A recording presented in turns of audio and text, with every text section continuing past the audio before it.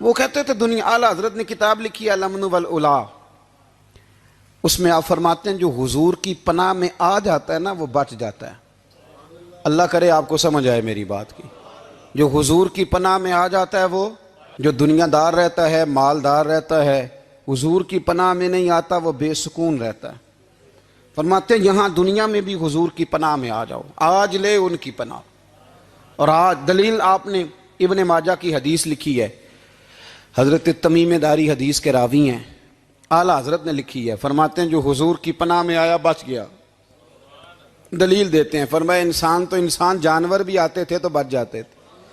حضرت تمیم داری رضی اللہ تعالیٰ عنہ فرماتے ہیں کہ ہم کھڑے تھے، ایک اونٹ دوڑتا ہوا آیا، نبی کریم صلی اللہ علیہ وسلم کے پہلے اس نے قدموں پہ سجدے کیے، صحابہ کہنے لگے حضور ہمیں بھی اجازت دیں، فرمایا وہ تو بے زبان ہے، اسے تو پتہ کوئی نہیں، پیش نظر ہے وہ نو بہار، سجدے کو دل ہے بے قرار، روکیے سر کو روکیے یہی تو امتحان ہے۔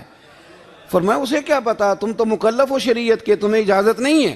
اور اعلیٰ حضرت نے 2 ٹوک لکھا ہے، فرمایا سوائے خدا کے کسی کو تعظیمی سجدہ بھی حرام ہے، یہ نوٹ کر لیں میری بات۔ اور اعلیٰ حضرت نے فتاوی رضویہ میں لکھا ہے کسی قبر پہ جاؤ تو 4 ہاتھ دور کھڑے رہو، اللہ کرے آپ کو سمجھ آئے، کتنے ہاتھ؟ 4 ہاتھ دور کھڑے رہو، سورۃ فاتحہ پڑھو، درود شریف پڑھو، جس قبر پہ گئے ہو ان کی روح کو اصال ثواب کرو، ان کے وسیلے سے دعا مانگو۔ اعلیٰ حضرت فرماتے ہیں قبر کو سجدہ بالاتفاق حرام ہے، طواف قبر کا کرنا بالاتفاق حرام ہے، بوسہ لینے میں اختلاف ہے کہ جائز ہے کہ ناجائز ہے، لیکن بوسے سے بھی چونکہ شک پڑتا ہے تو فرماتے ہیں احمد رضا کی رائے یہ ہے کہ بوسہ لینے سے بھی بچا جائے۔ وہ آ گیا تو اس سے اگلی باتیں کرتا ہے، بس خاموش رہ، باادب رہ اور پیچھے رہ۔ تو حضرت تمیم داری کہتے ہیں یہ حدیث اعلیٰ حضرت نے لکھی ہے الامن والاولا میں، فرماتے ہیں کہ اونٹ نے پہلے سجدہ کیا، قدم چومے، پھر اس نے حضور کے کان میں کوئی بات کہی، روزے دے دوالے نے غلامہ دیاں ٹولیاں، ایک پہ سن دے کروڑاں دیاں بولیاں، یعنی اونٹ نے بات کی تو حضور نے وہ بھی سن لی۔ اعلیٰ حضرت کہتے ہیں جو پناہ میں آتا ہے بچ جاتا ہے۔ کہتے ہیں رسول کریم نے نا اونٹ کی پشت پہ ہاتھ پھیرا اور اللہ کے محبوب فرمانے لگے فکر نہ کر، اب تو آ گیا ہے نا تو جیسے تو کہے گا ویسے ہی ہو جائے گا، جیسے تو کہے گا ویسے ہی۔ ابن ماجہ میں موجود ہے، پر میں چونکہ فاضل بریلوی رحمۃ اللہ علیہ کی کتاب سے پیش کر رہا ہوں الامن والاولا سے، تو میں اسی انداز میں پیش کر رہا ہوں جس انداز میں وہاں ہے۔ حضرت تمیم داری کہتے ہیں کہ ہماری سمجھ میں بات کوئی نہ آئی، تھوڑی دیر گزری تو کچھ لوگوں نے ہاتھوں میں رسیاں پکڑی ہیں، خنجر پکڑے ہیں، دوڑے آئے، یا رسول اللہ یہ ہمارا اونٹ ہے۔ حضرت تمیم داری کہتے ہیں میں نے دیکھا کہ جب وہ آ گئے نا خنجر لے کے تو اونٹ حضور کے پیچھے چھپ گیا، آج لے ان کی پناہ، آج مدد مانگ ان سے، وہ حضور کے پیچھے چھپ گیا۔ تو کہتے ہیں کہ نبی کریم صلی اللہ تعالیٰ علیہ وسلم نے فرمایا کیا مسئلہ ہے بھائی؟ یا رسول اللہ ہمارا اونٹ ہے، ذبح کرنے لگے تھے دوڑ آیا ہے۔ تو حضور فرمانے لگے وہ تو تمہاری شکایت کر رہا ہے۔ وہ کہتا ہے یا رسول اللہ میں نے برسوں ان کی نوکری کی، برسوں میں نے بڑی نوکری کی۔ صحیح کہتا ہے یا رسول اللہ؟ ٹھیک کہتا ہے حضور، اب بوڑھا ہو گیا ہوں، تھوڑا زیادہ بوجھ نہیں اٹھا سکتا، تو مجھے ذبح کر کے کھانا چاہتے ہیں، میں مرنا نہیں چاہتا۔ نبی کریم فرمانے لگے اچھے لوگ یہ صلہ دیتے ہیں؟ انہوں نے عرض کی حضور آپ حکم کر دیں، ہم اس کو چھوڑ دیتے ہیں یا رسول اللہ، نہیں ذبح کریں گے، خدمت کریں گے۔ حضور فرمانے لگے نہیں، اب میرے پاس آیا ہے نا، اب میں نے واپس نہیں کرنا، آج ہو گیا ہے، آج لے ان کی پناہ، آج مدد مانگ ان سے، آج ہو گیا یا رسول اللہ پھر رکھ لیں۔ حضور نے فرمایا نہیں بھائی پیسے بتاؤ کتنے؟ یا رسول اللہ نہیں کچھ نہیں۔ نبی کریم علیہ السلام نے فرمایا نہیں، بتاؤ کتنے، بتاؤ کتنے؟ انہوں نے کہا حضور ایک دفعہ ریٹ لگایا تھا تو 100 دینار لگا تھا، حضور نے فرمایا بلال دے دو 100 دینار، 100 دینار دے دیا۔ اعلیٰ حضرت فرماتے ہیں دیکھو ان کی پناہ میں آنے کی برکتیں کتنی ہیں۔ ان سے کہا تم جاؤ، وہ چلے گئے، حضور نے پشت پہ ہاتھ پھیرا، فرمایا جا تو آزاد ہے۔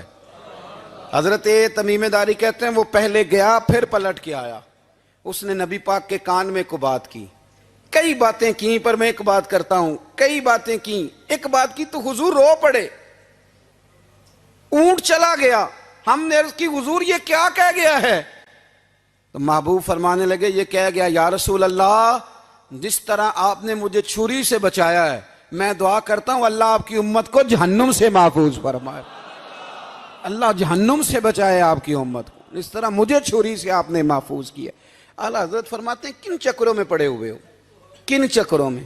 پیسوں کی پناہ لیتے ہو، عہدوں کے پیچھے چھپتے ہو، دولت کے پیچھے چھپتے ہو، تعلقات کے پیچھے چھپتے ہو، فرمایا مصیبت آئے گی تو یہ سارے ہٹ جائیں گے۔ اگر پناہ لینی ہے تو مدینے والے محبوب کی پناہ لو، دروازہ رسول پہ آؤ، نبی کریم کی بارگاہ میں جھکو، حضور سے پیار کرو۔ اعلیٰ حضرت فرماتے ہیں محبوب کا ادب کرو، رسول اللہ کی غلامی کرو۔ فرماتے ہیں پھر کہ گلی گلی تباہ، ٹھوکریں سب کی کھائیں کیوں، دل کو جو عقل دے خدا تو تیری گلی سے جائے کیوں۔ اور فرمانے لگے جان ہے عشق مصطفیٰ، روز فزوں کرے خدا، جس کو ہو درد کا مزہ وہ ناز دوا اٹھائے کیوں، جس کو ہو درد کا مزہ وہ ناز دوا اٹھائے کیوں۔ انہوں نے محبوب کریم کی محبت کا پیغام دیا، صحابہ کی محبت کا، بولیے، صحابہ کی محبت کا پوری کتاب لکھی حضرت صدیق اکبر جناب عمر کے فضائل پر۔ اور مزے کی بات یہ ہے کہ اعلیٰ حضرت نے نا اردو شاعروں میں سے کسی کو توفیق نہیں ہوئی حضور کو شہنشاہ کہنے کی، اعلیٰ حضرت نے کہا میرے نبی شہنشاہ ہیں۔ دلیل کیا دی؟ فرمانے لگے پڑھو ترمذی، حضور نے فرمایا میرے دو وزیر زمینوں میں ہیں، دو آسمانوں میں۔ زمین کے دو وزیروں کے نام ابو بکر اور عمر ہیں، آسمان کے دو وزیر ہیں جبریل اور میکائیل۔ تو اعلیٰ حضرت کہنے لگے حضور وزیر تو کسی شہنشاہ کے ہی ہوتے ہیں، پھر کہہ لو نا شہنشاہ۔ تو پھر فرمانے لگے حاجیو آؤ شہنشاہ کا روضہ دیکھو، حاجیو آؤ شہنشاہ کا روضہ دیکھو، کعبہ تو دیکھ چکے اب کعبے کا بھی کعبہ دیکھو، کعبہ تو دیکھ چکے اب کعبے کا بھی، غور سے سن تو رضا کعبے سے بھی آتی ہے صدا، میری آنکھوں سے میرے پیارے کا روضہ دیکھو۔ اعلیٰ حضرت نے ساری زندگی اور صحابہ کرام کی بات کی، اہل بیت کی بات کی، اولیاء کی بات کی، صوفیاء کی بات کی، دفاع کیا سب کا، سب کے شانوں میں لکھا، امت کو بتلایا کہ اپنے بزرگوں سے جڑے رہو گے تو بچے رہو گے۔ اعلیٰ حضرت نے طنز کرنے سے، تنقید کرنے سے، بلا وجہ غلطیاں نکالنے سے اور ایک دوسرے پر لان تان کرنے سے ہمیں بچنے کو کہا۔ اعلیٰ حضرت فرماتے ہیں کوئی علم اگر آ جائے نا تو اس کا معنی یہ نہیں کہ سب کو جاہل سمجھ لینا چاہیے۔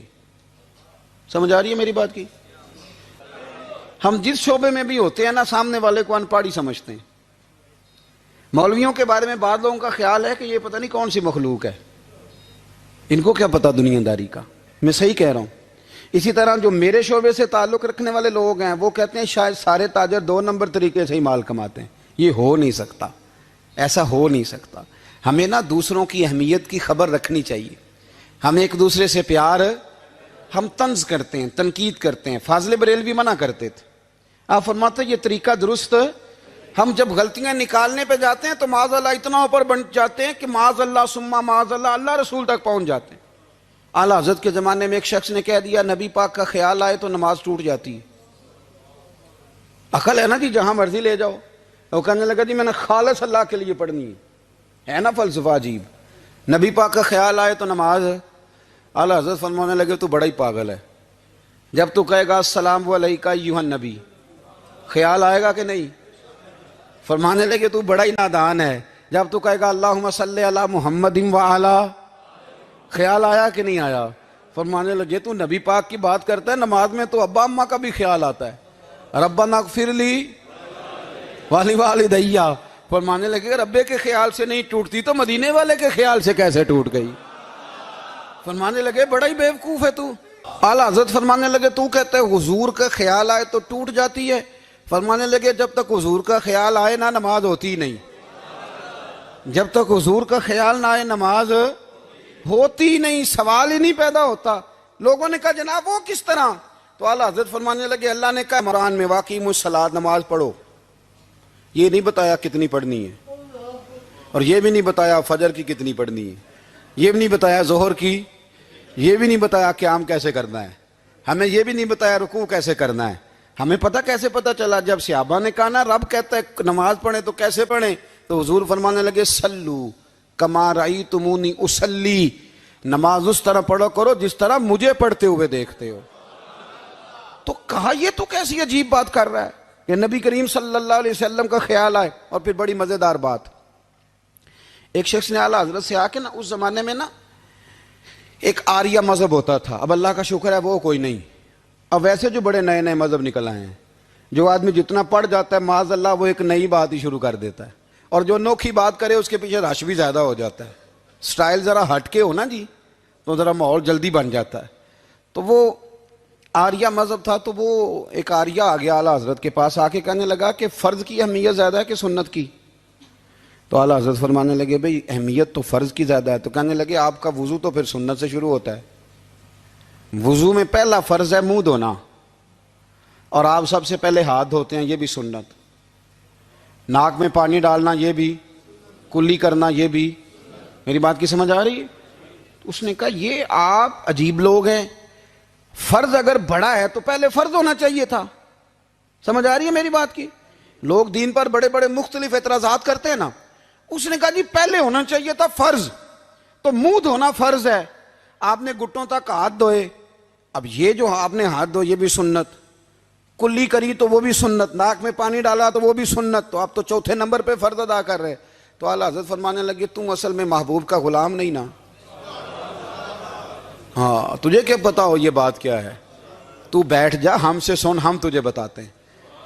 اس نے کہا جی کیا مطلب؟ فرمانے لگے یہ محبوب جو ہے نا ہمارے, یہ ہمیں بڑی جگہوں سے بچاتے ہیں, یہ بچا بچا کے فرائض تک لے جاتے ہیں. کیا مطلب؟